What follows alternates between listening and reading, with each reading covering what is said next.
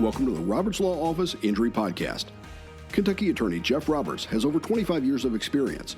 He'll provide answers to your questions related to personal injury and automobile accidents, workers' compensation claims, and Social Security disability benefits.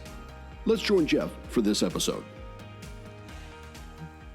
Okay, friends, welcome back. Today we're going to address something that's really important, especially as we prepare for back to school season. This is something I hope that you will share with your kiddos, with your college-age students, and Jeff's going to make a reference to that specifically as we get going. But we're going to talk about pedestrian accidents and bicycle accidents. These are situations where either a person on foot or a person riding a bicycle actually gets into a collision with another car.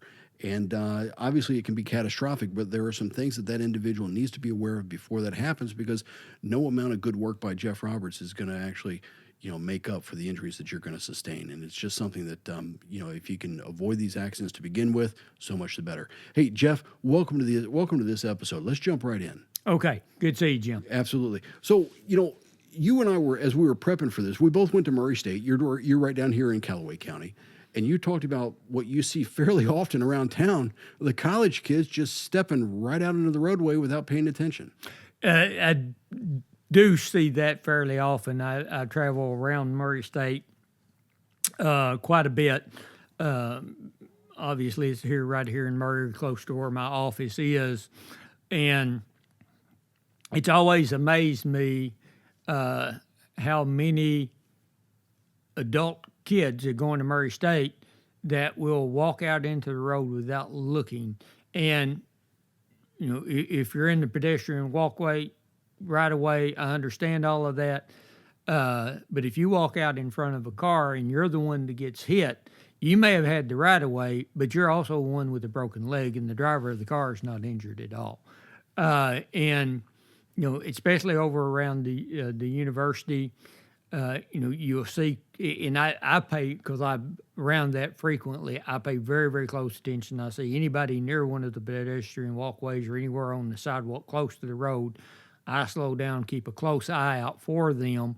But, somebody will be walking, a student or professor or someone else walking down the sidewalk going, same direction I'm going or a car is going, and then all of a sudden they get to the pedestrian walkway and turn left or turn right and walk into the out into the street without looking. And if the car's going 25 mile an hour and they don't think you're getting ready to make that turn, and you make that turn and you step out in front of them, they're not going to be able to stop. Now, are they at fault? Probably. But I would much rather you not call me up because you didn't get injured than you have the injury and then need an attorney from that standpoint. So if when you are walking, if you're going to be crossing the roadway, it doesn't matter if you got the right of way or don't have the right of way. Look before you walk, take a step out into the road, and make sure that oncoming traffic is not close by. And if they are, they see you and they're slowing down to allow you to cross. And when you when you get ready to go into the other lane, do the same thing, because unfortunately, people should not be looking at their phones when they're driving, but they do.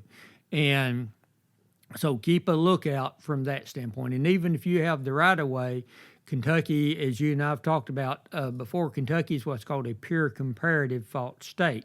And unless you've gone to law school, you have no idea what that means. But what all that means is if there's an accident,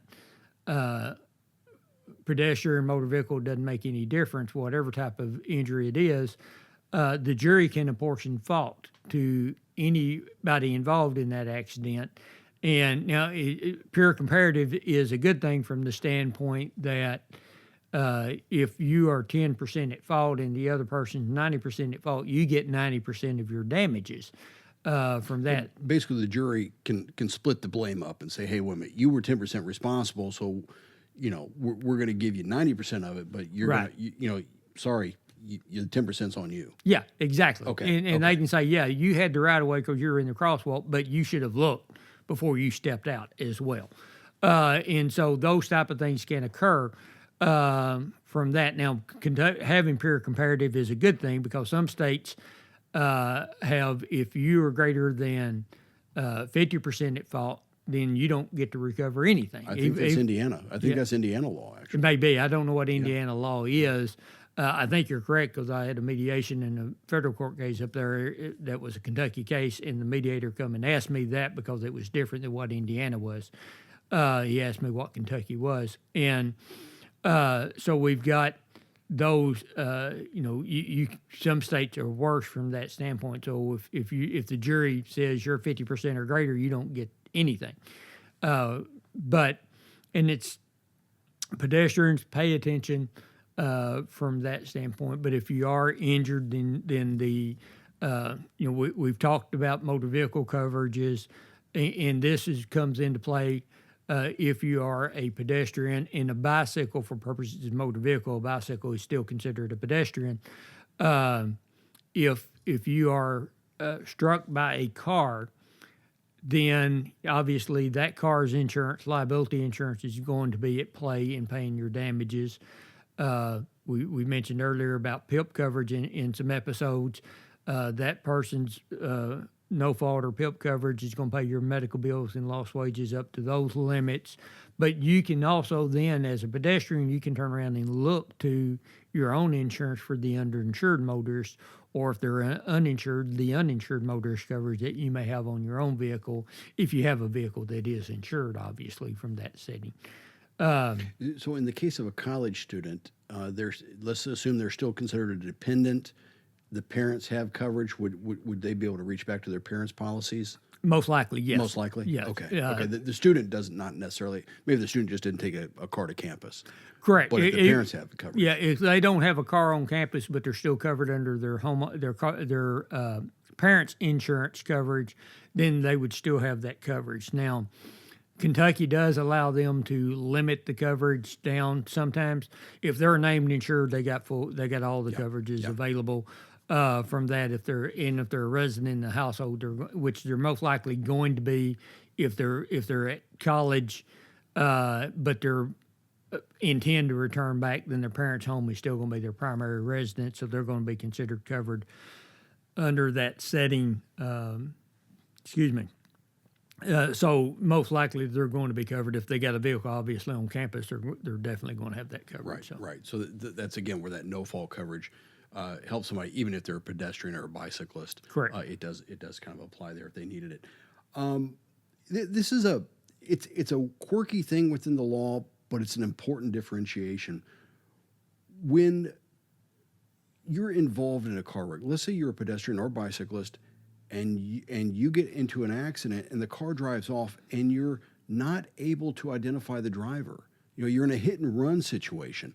Let's talk about this, because I was kind of a little bit surprised. If there's no contact, so the guy's coming at me and I have to make a quick turn on my bike, I hit the curb, I flip off, I break my collarbone, but I avoided the collision, I'm still probably not going to be insured at that point. Is that correct? It depends. And what it depends on, if it's a hit and run type situation like you mentioned, then you're probably not going to have coverage. Because there was no contact. Because there was no contact. So, you can't really establish. Now, if you've got video, you might be able to establish it, but most people don't. But if if there's no contact, and it depends on how your insurance policy is written, because some insurance policies specifically exclude if there is no contact in that, and even if you got video showing it, that's not going to overcome what the policy language is. But basically the way the insurance company is looking at this, we can't establish that there was another vehicle involved. This guy may have just ridden his bicycle off in the ditch.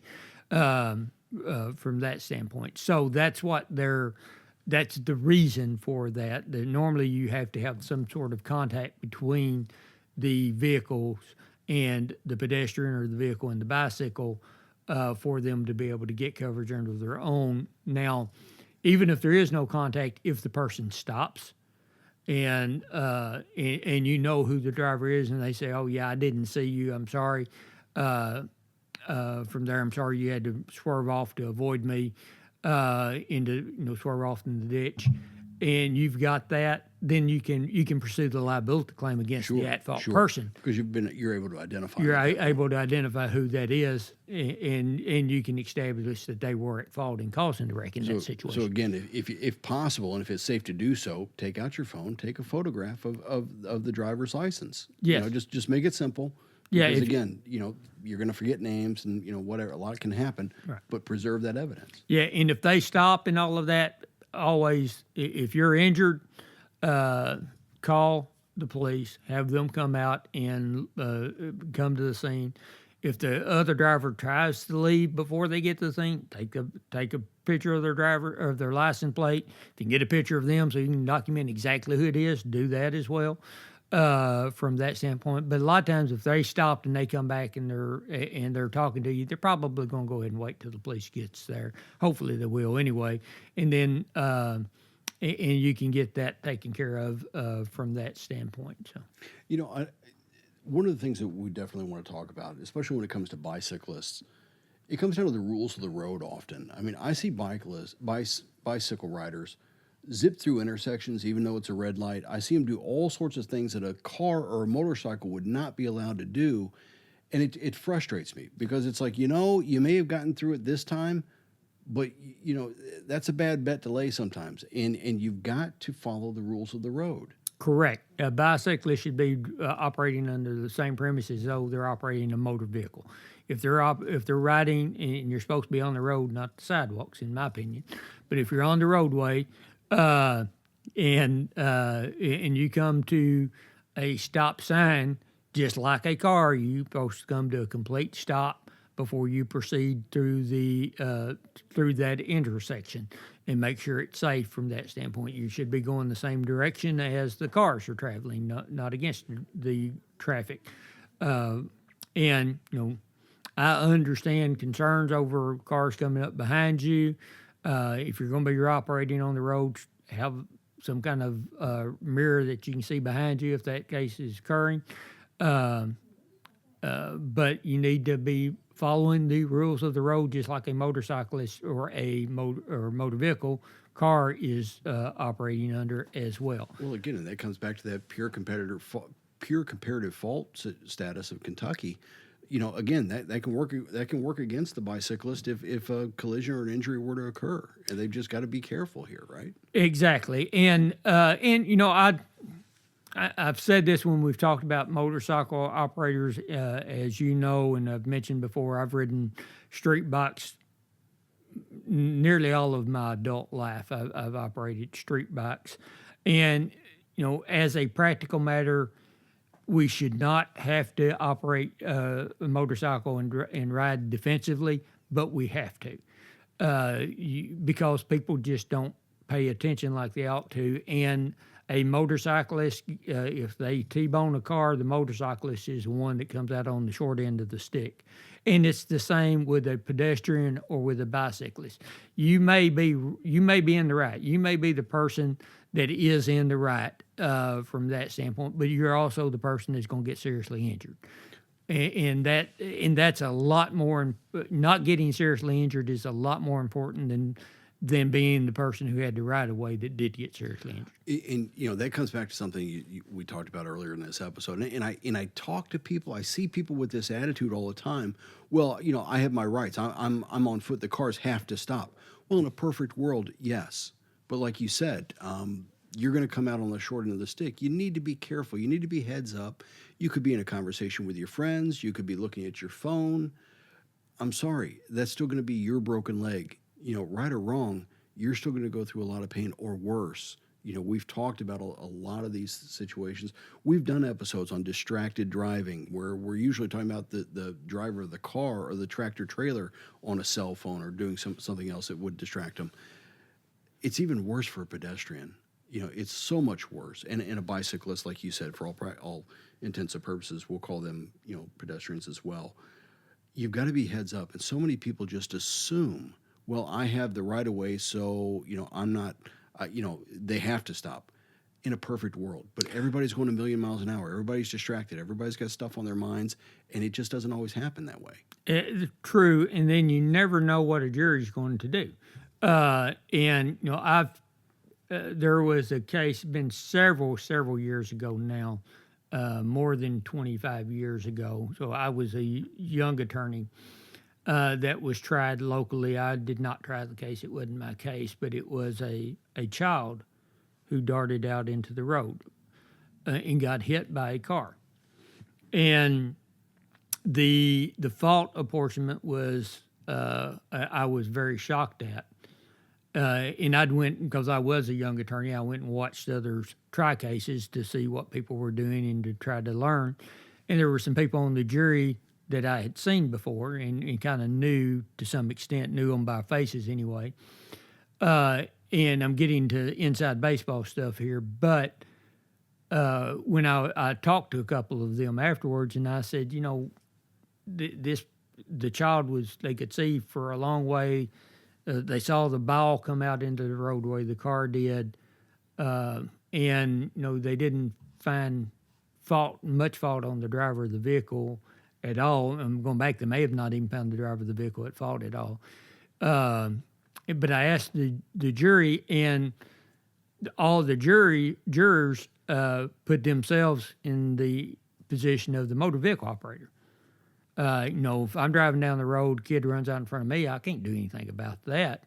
And you're going to have the exact same thing if you're riding a bicycle or you're a pedestrian and you walk out. You may have the right of way, but what that jury's going to be looking at is, if I was the pedestrian, I would have looked both ways before I walked out in the street. We're taught that when we're 4 years old. You look both ways before you get into the street, and they're going to put themselves into the driver's seat and say, look, I don't want to be the one at fault. If somebody walks out in front of me and doesn't look before they walk out, that's not my fault.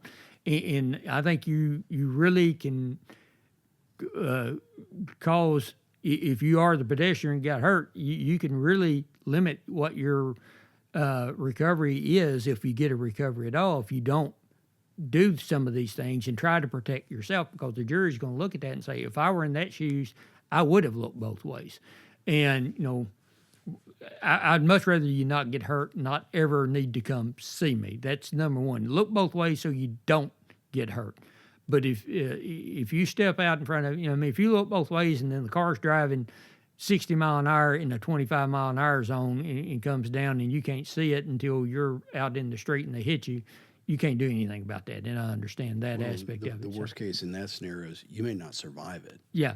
The ultimate tragedy of this is you just may not survive it. And it doesn't have to be a fast vehicle. Right. I mean, because the pavement, if you're walking and you get hit by a car, even at a slow rate of speed on that car, your head could hit that pavement very, very hard, and it can be a life-threatening injury, even if the vehicle is going less than 20 miles an hour. Well, and we've had episodes where we've talked about injuries resulting in amputation, paralysis, loss of use, all sorts of different tragic outcomes, that happen. Sometimes these are in a work comp, scenario where we're talking about somebody gets hurt at work, but this is a prime example. We've always talked when we do motorcycle cases, motorcycle episodes, talking about you're less protected as a motorcyclist than you are as a driver of a car.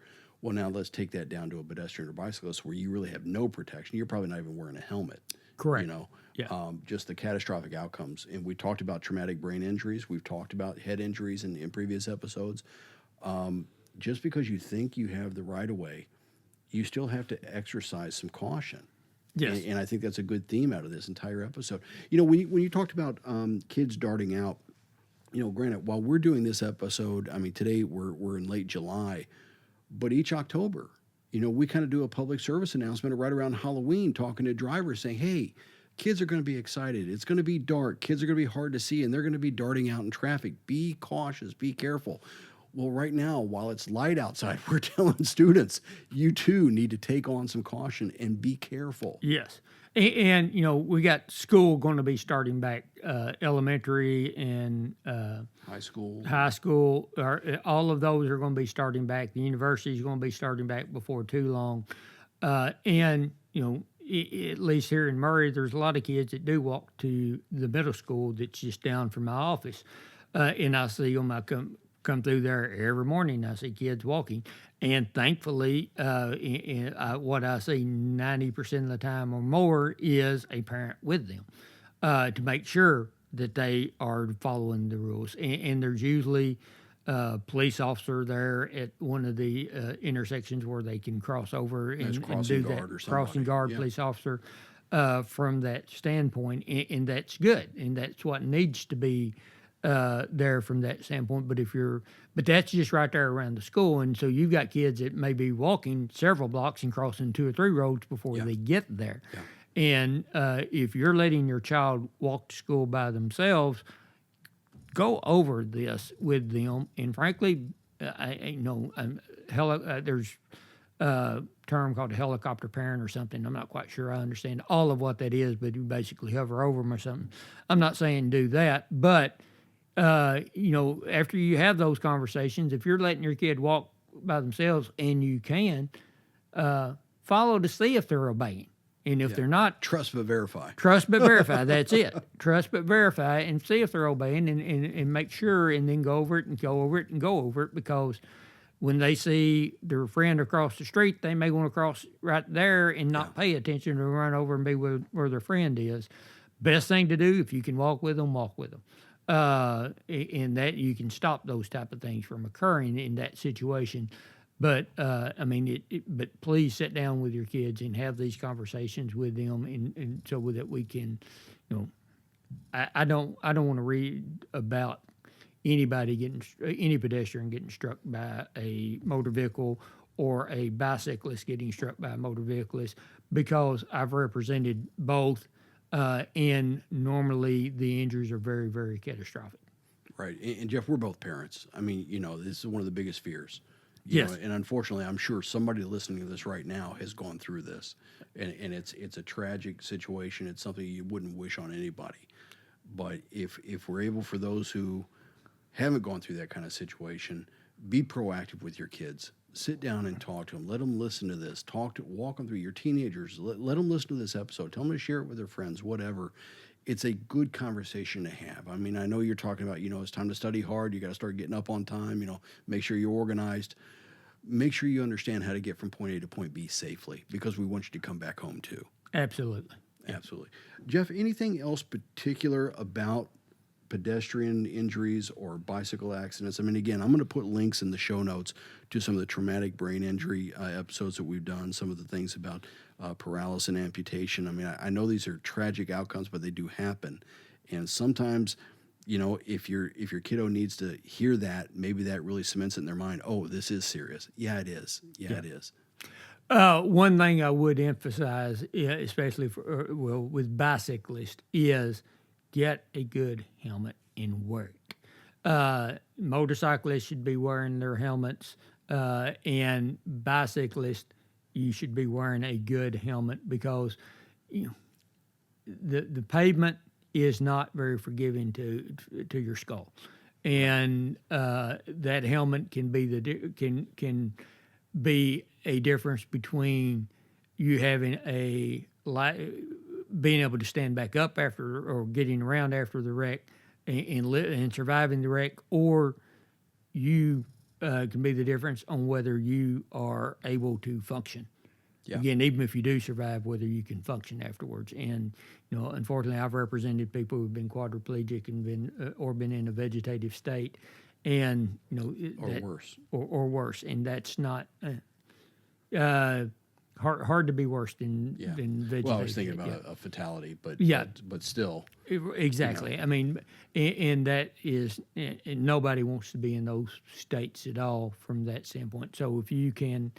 I've had clients who've made the very best of being being a quadriplegic and lived a very happy life after that. But you don't want to be in that position. And having a good helmet can help at least to make sure that you don't have a severe head injury because of a collision. It may not completely stop it, but it can certainly lessen the chances. Well, I remember back in the spring when we were doing our motorcycle episode, when we were talking about helping you kind of get ready to get your bike back out, you had mentioned that you needed to have an approved helmet, because not all helmets meet the same safety standards. And I would think that applies to bicyclists, that not every helmet really has the same amount of protection. So as you say that, look around, do some research. Don't just buy the cheapest one out there to get a helmet. It may not be adequate. Exactly. Yeah, you're going to have different standards or different qualities of helmets out there.